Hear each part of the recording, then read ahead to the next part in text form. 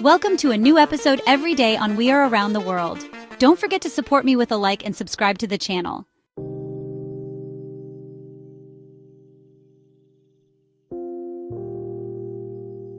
Scientists might have discovered life outside the solar system. Welcome to planet K218b. This exoplanet is 124 light-years away from us, and it has the most promising evidence for life we've ever found.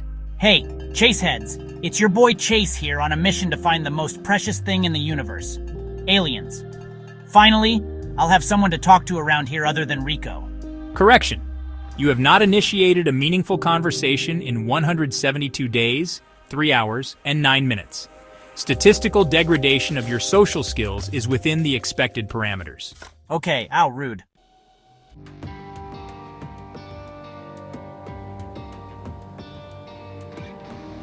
K218b is 2.5 times bigger and 8.5 times more massive than Earth. And it orbits an M-type dwarf star, which is cooler and redder than our sun. Scientists don't know for sure whether this world is a super-Earth or a mini-Neptune. So we're sending our brave team member Chase to find out.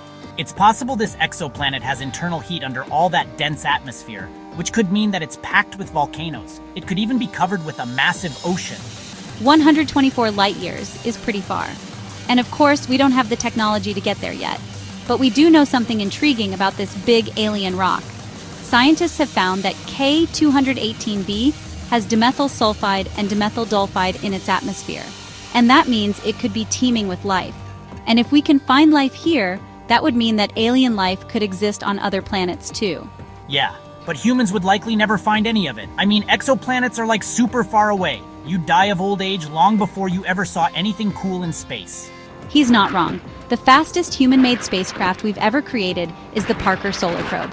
This little craft was designed to fly close to the sun, and when it did, it reached a speed of 692,000 kilometers per hour. If you could travel that fast, it would still take you 193,399 years to reach this alien destination, give or take a month, and depending on traffic. So the science is pretty clear that K128K2, what is K218b, is going to be pretty amazing. Volcanoes, alien life, beaches. This is going to be pretty cool. The science is getting clearer, but we're still just making intelligent guesses of what K218b could be like.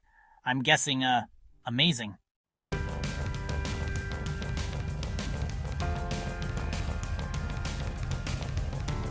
To explore these planets from such a long distance, we use devices like the James Webb Space Telescope. Space telescopes are a lot more accurate since they don't have to look through the smudged lens of Earth's atmosphere. The James Webb Space Telescope sits about 1.5 million kilometers from Earth, and from there it has a clear view out into the universe. Hey, I'm right here and the view is pretty clear, baby.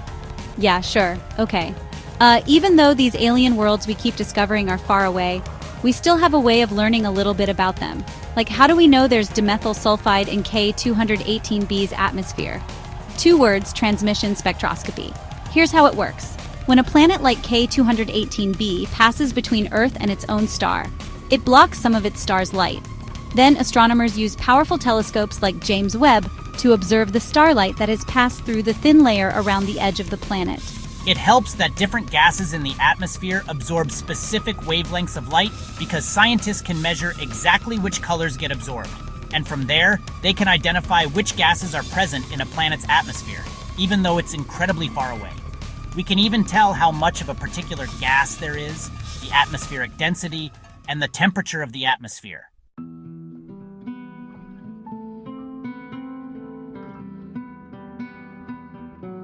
Guys, I'm here about to dive into this beautiful planet K208 whatever and be the first astronaut ever to encounter real alien life. I'm also planning a vacation because firstly, I deserve it, and B, treat yourself. And 4, this planet is the perfect spot. And I mean perfect because it's like Hawaii but with aliens. Stay tuned for more. Okay, so how do I dress for this planet? I am hoping for cargo shorts weather, but, well, you're in luck because as far as astronomers can tell, K218b is pretty balmy. Its surface temperature is close to Earth's average temperature. It's warmer in some areas and cooler in others. This might just be the perfect destination that we've been searching for. Okay, I'm signing up for warmer areas, and I'm going to go with pants. Now, what kind of pants does somebody wear to meet aliens for the first time? Something formal. Yeah, cargo pants. Unable to locate cargo pants. Well, pants or not, this is going to be sick. Aliens. Finally, something exciting.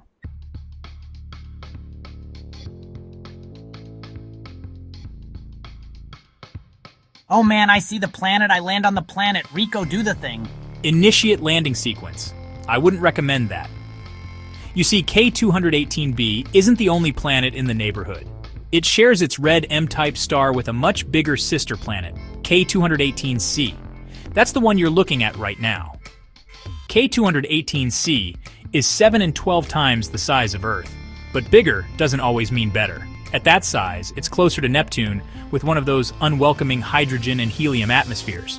K218c is unlikely to host any known life forms. Initiate those stabilizers.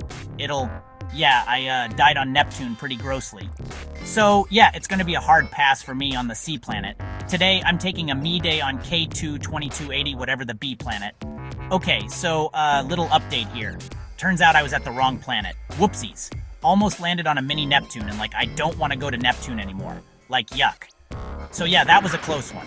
Luckily, I realized that in time, and now I'm on my way to this beautiful correct planet. K218b is 2.5 times the size of Earth, which makes it a super Earth. Super Earths are planets at least 1.5 times larger than our blue rock. Some of these lower density super Earths could have atmospheres made up largely of hydrogen and helium. You might sound funny on them, but they're not good for life. But super Earths with a higher density, exactly like K218b over here, would be rocky worlds with shallow oceans. Just the paradise this guy needs. Rico, initiate landing sequence. Preferably someplace, poolside. I have identified a series of volcanic islands. Yeah, I see them. Genius. Alright, finally some R&R and a suntan. Danger, unstable ground, landing not recommended. No. I did not just almost land on the wrong planet to turn back now. Here we go. Initiate landing sequence. Initiating landing sequence. Bro, we have an autopilot for a reason. Next time, just use that. Oh my god, that was the worst landing. And I've piloted this thing before. Rico, give me a temperature reading. It feels nice. Temperature reading 16.15 degrees Celsius. Okay, now, do a better job analyzing the atmosphere than you did landing. Okay, Rico. Analyzing. Detecting nitrogen, methane, carbon dioxide with traces of dimethyl sulfide and, oxygen. No oxygen detected. Keep the spacesuit on. Wow. It's going to be real hard getting a suntan with a spacesuit on, but, whatever. Senior buzzkill. I guess I'll leave it on for safety. Even if there was oxygen, the surface pressure here is 3 times higher than on Earth. You need to keep your helmet on at all times. That's because the sudden increase in pressure could make your ears and sinuses implode, and your lungs would collapse violently. You'd be in excruciating pain, gasping for breath with your vision blurring from burst blood vessels around your eyes. No. Didn't you get the memo, Peter? I am not dying on this one. No more Mr. DY guy. Even with your spacesuit off, the thick clouds would prevent the sun-tanning process. Well, thanks for the tanning tip, buddy. So this has been nice. Not too cold, not too hot. Rico didn't let me suntan earlier, which is a bummer. So I will remain the pale space adventurer that you all know and love. One day I will find my Risa, that planet for the perfect vacation. But today is not that day. Still, good news is that I am looking for aliens, and there is a good chance that I'll find some. So keep watching, friends.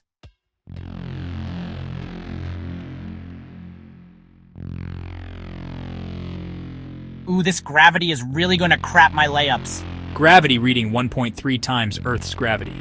It is not substantial enough to result in such poor performance.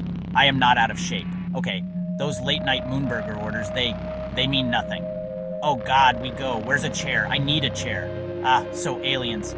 How come there's none around? You know, I feel like I've been looking for these guys for ever, you know? And I've only found Charlie.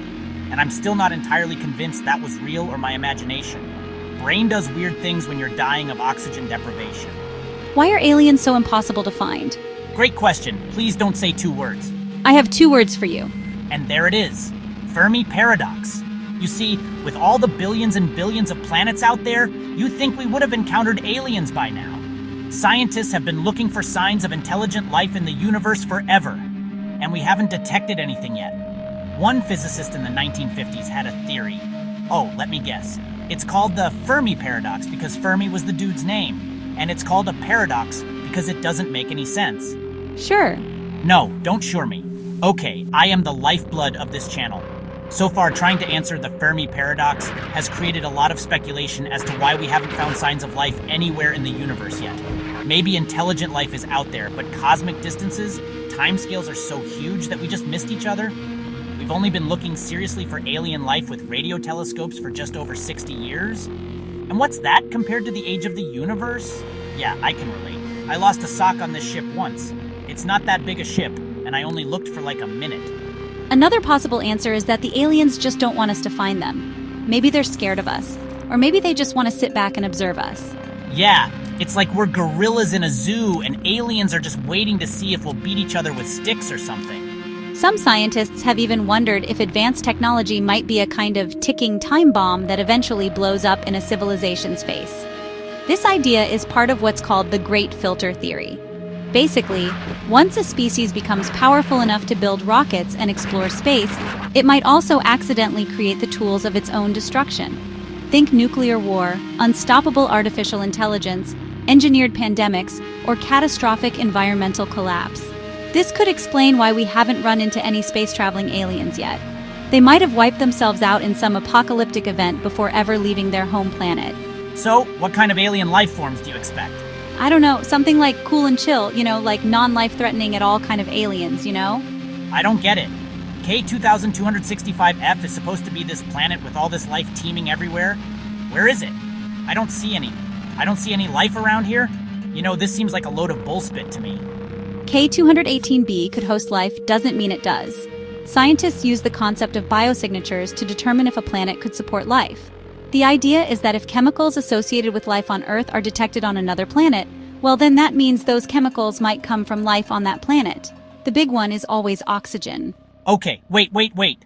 First you say that the transit spectroscopy has detected no oxygen. Then you say oxygen is life. But which is it, Peter? Why am I even here? Where's the life? And is it Laurel or Yanni? Somebody tell me. Don't get discouraged. There could still be alien life here. Don't sure me, because not all life is associated with oxygen. There are two other important chemicals here, dimethyl sulfide and dimethyl sulfide. On Earth, they're produced by marine phytoplankton and bacteria, and the concentrations of these gases on K218b are much higher than on Earth. K218b could be teeming with life. You just can't see it with your naked eye. Marine phytoplankton, eh? So aliens in the pool, but not aliens poolside. Not the kind of life I was particularly hoping to find, but, give them a few billion years. Don't rush them. Maybe they'll develop.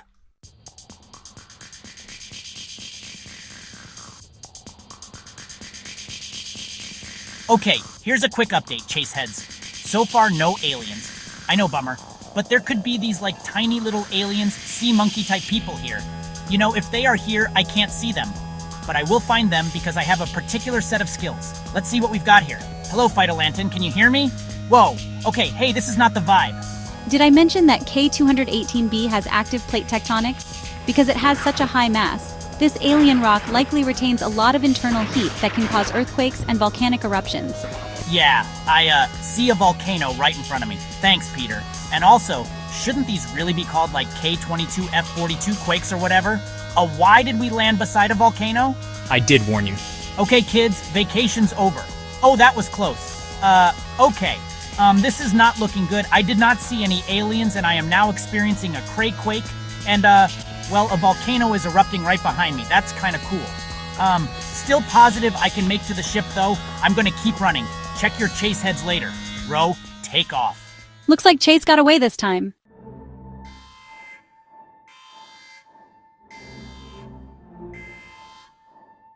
Okay, I didn't find any aliens to talk to, and, I didn't get a tan or any rest, but I didn't die this time, so that should count for something, right? Hope this vlog wasn't like a complete disappointment to you guys. The view, that was nice, right? So there's that. Okay, the main thing is I survived, baby. Chase doesn't die in space. How about that, Richard? I survived K218b. Rico, you know what time it is. Would you like me to launch congratulatory sequence? Please do, baby. Peter, any comment? Well, I guess I was wrong. That's another first, baby. Peter admits he's an idiot. This is the best day ever. Pure, clean, recycled air. Warning, contamination detected. What? Contamination. I always wipe my boots according to 54B. Whatever it says in the training manual, contamination, contamination, contamination. Oh, okay. I might have skipped it this one time. Well, that was a big mistake. Let me pause Chase for a second and tell you about the moon landing. Back in the 1960s, when humans went to the moon for the first time, protocol required them to quarantine for 21 days after their return home. Yeah, astronauts spent 3 weeks isolated in NASA's mobile quarantine facility just to ensure that no dangerous moon microbes could sneak back home. And that was the moon. Dry, airless, and relentlessly bombarded by radiation. K218b has so much more potential to host life. You need to take decontamination seriously. Maybe we haven't found aliens because they're so small we can't even see them. I think I might be breathing little tiny aliens right now. Did that Fermi guy ever think of this? I think you might have solved the Fermi paradox. When scientists look for signs of life in the universe, they don't really look for walking, talking aliens that we can hang out with. They focus on finding exoplanets like K218b, where simple life forms could flourish. Hey, cheeseheads. Looks like me die horribly again. Make sure to lick and subscribe. Looks like Chase has managed to find alien life, only now it's eating his brain. Oh man, this hurt. This hurt lot. This not fun. My eyeballs are dissolving. No bueno. Hey, this area talk of me. Hey, you know where the sock is? Yeah, where your socks at? Where the socks? Yeah, Chase isn't really talking to the aliens. He has a fatal brain fever from inhaling space bacteria and he's hallucinating. But don't worry, Chase will be back. He always comes back. And maybe next time he'll travel a little closer to Earth, exploring the wildest moons of our solar system. But that's a story for another.